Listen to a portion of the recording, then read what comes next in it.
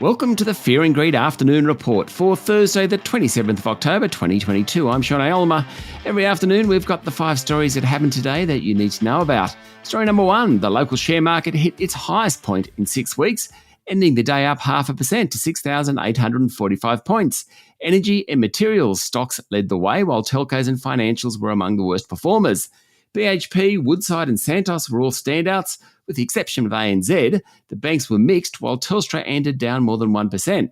In corporate news, plumbing supplies group Reece said revenue rose nearly 30% in the past quarter, led by a big jump in sales in the US. Its share price rose 2%. The Aussie dollar is back above 65 US cents on the back of firming views that the Reserve Bank will have to lift interest rates by more than thought. Both oil and gold prices are slightly higher this afternoon. Story number 2, ANZ Bank today demonstrated the benefits of higher interest rates to lenders at least, unveiling a 5% jump in profit. The Melbourne-based bank announced a $6.55 billion full-year profit, and the jump reflected an increase in the bank's net interest margin, essentially the difference between what ANZ pays on deposits and receives on loans. However, Chief Executive Shayne Elliott warned the geopolitical uncertainty and rising rates clouded the outlook. The bank's share price fell 3.3% on that commentary today. Story number 3, the trial of Bruce Lerman for the alleged rape of Brittany Higgins in Parliament House back in 2019 ended sensationally today, with the jury being dismissed.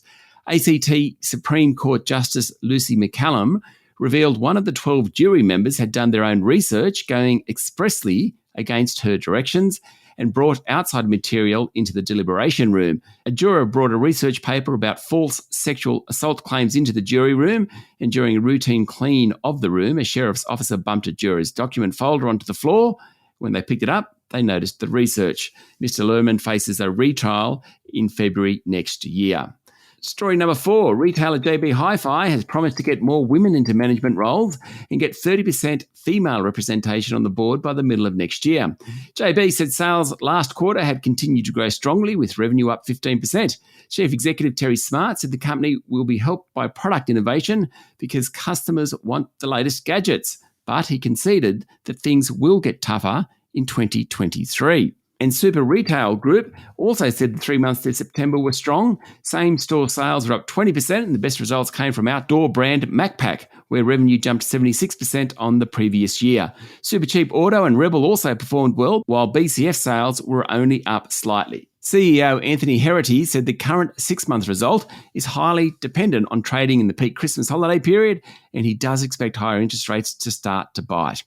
And story number 5, shares in Meta, owner of Facebook, tumbled 19% in after-hours trading this morning, wiping off $65 billion of value after a disappointing earnings result. The share price has fallen more than 60% this year alone. Meta reported another quarter of falling revenues, and there's still plenty of skepticism about the company's big bets on the metaverse and artificial intelligence.